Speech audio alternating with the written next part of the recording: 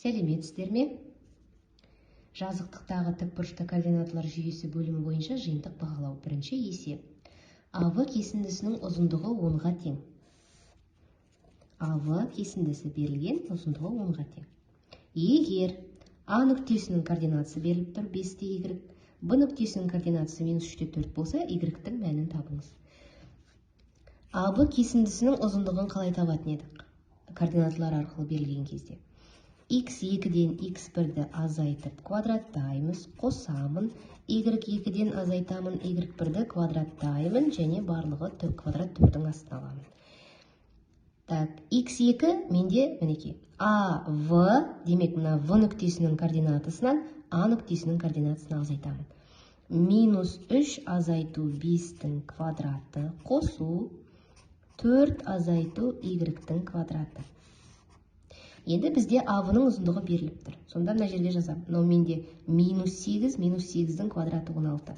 16 қосу 4 азайту Y-тің квадраты. Егер квадрат төрдің астына жазсам, тең 10-ға. Екі жағында квадраттасам, 16 қосу 4 азайту. Қайда 16? -8, 64.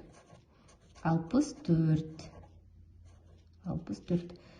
Так, 64. Көрініп тұр ғой, 64 екендігі. Тең болады 100-ге. Ары қарай 4 азайту Y-тің квадраты тең 100-ден 64 алып тастаймын, 36. Бұлай шығаруға болады. 4 азайту Y тең 6, 4 азайту Y тең -6. Яғни 36 қандай санның квадраты? Ол 6-ның квадраты және -6-ның квадраты. Бірінші жағдай Y тең болады -2, екінші жағдай Y тең болады 10. Сонда жауабы Y -2-ге тең болған кезде және 10-ға тең болған кезде АВ кесіндісінің ұзындығы 10-ға тең болады. Тексеріп көруге болады. -2.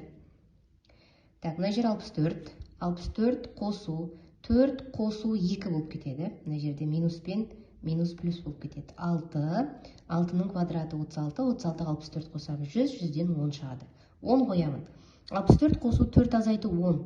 -6, -6-ның квадраты 36, қайтадан қостық 100, одан түбірастынан 10 шығады.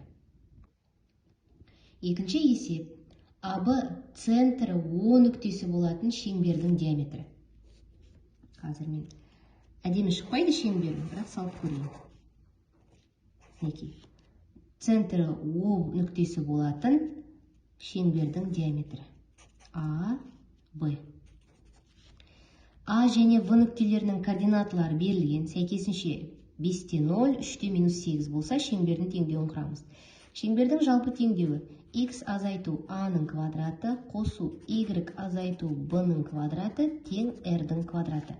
Бұл жердегі А дегеніміз, ол центрінің координаталары А және Б.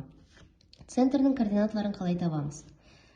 А нүктесінің және Б нүктесінің қақ-ортасы, АВ кесіндісінің қақ-ортасы ғой. Сондықтан А нүктесінің және Б нүктесінің сәйкес координаталарын қосып, 2-ге бөліп тауып аламыз. Сонда А тең болады 5-ге 3-ті қосамын, 2-ге бөлемін 4. Б тең болады 0-ге -8-ді қосамын, 2-ге бөлемін -4. Сонда О нүктесінің координатасы 4-те -4. Радиусын табу үшін мына АБ кесіндісінің ұзындығын тауып алуға болады, сосын 2-ге бөлуге болады, немесе АО-ның ұзындығын тауып алуға болады. Мен бірден АО-ны табамын. АО тең болады О нүктесінің координаталарынан сәйкесінше А нүктенің координатасын азайтамын. 4-тен азайтамын 5-ті.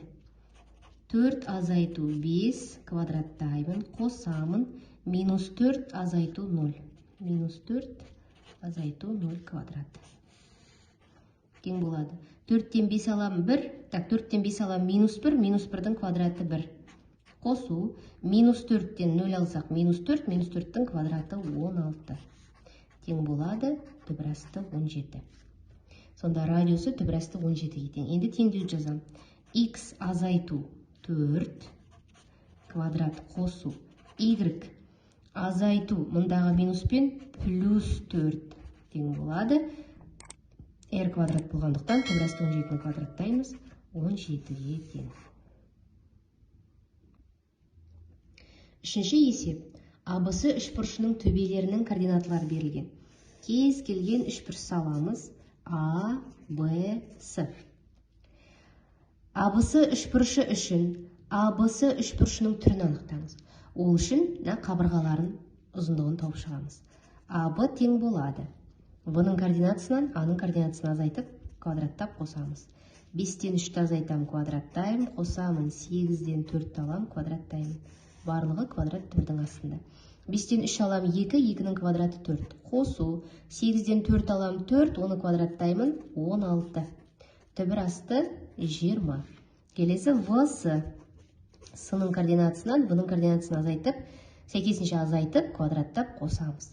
Так, С 9, 9-дан азайтамын 5-ті квадраттаймын, қосамын, 6-дан азайтамын 8-ді квадраттаймын. 9-дан 5 аламын 4, квадраттаймын 16. Қосу, 6-дан 8 аламын, минус 2, минус 2-ның квадраты 4. Тең болады, түбірасты 20. Келесі асыны табамын. С-ның координатысынан А-ның координатысын сәйкесінше азайтып, квадраттап қосамын. 6-дан азайтамын 4-ті квадраттаймын. Тең болады. 9-дан 3 алам 6, оның квадраты 36. Қосу, 6-дан 4 алам 2, квадраттаймын 4. Тең болады, түбірасты 40. Сонда үшбұрыш ABC тең берілі болып тұр. Себебі екі қабырғасы тең. Екі қабырғасы тең болып тұр. Ары қарай, VK медиана екені белгілі болса, онда К нүктесінің координаталарын табыңыз. Медиана, яғни асы қабырғасын қақ екіге бөледі. Ол үшін А және С нүктелерінің координаталарын қосып екіге бөлеміз. Сонда келесі Б. К нүктесінің координатасы X және Y болатын болсам, X-ті табу үшін А-ның X-на қосамын, С-ның X-ін 2-ге бөлемін. 12-ні 2-ге бөлем 6. Y-ті табу үшін Y-терін қосамын, 2-ге бөлем 5. Сонда К нүктесінің координатасы 6 да 5. Келесі үшінші С.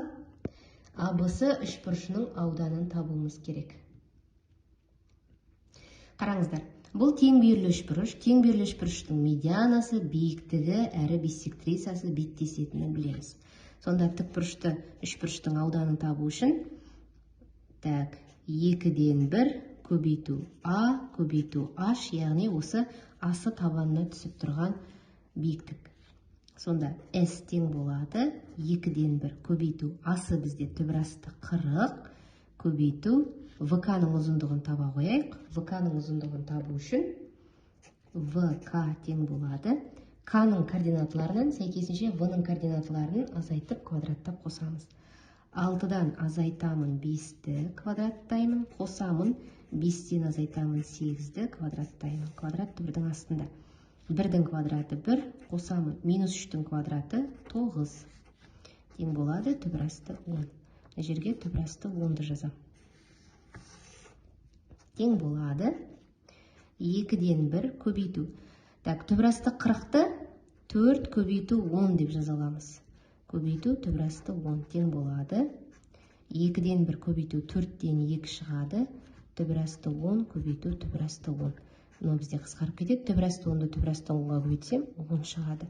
Жауабы 10 сантиметр квадрат, метр квадрат, тағы сол сияқты.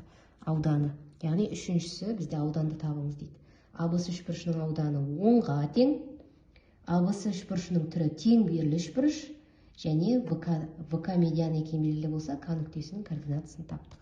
Мінекей әр қайсысына жауап бердік.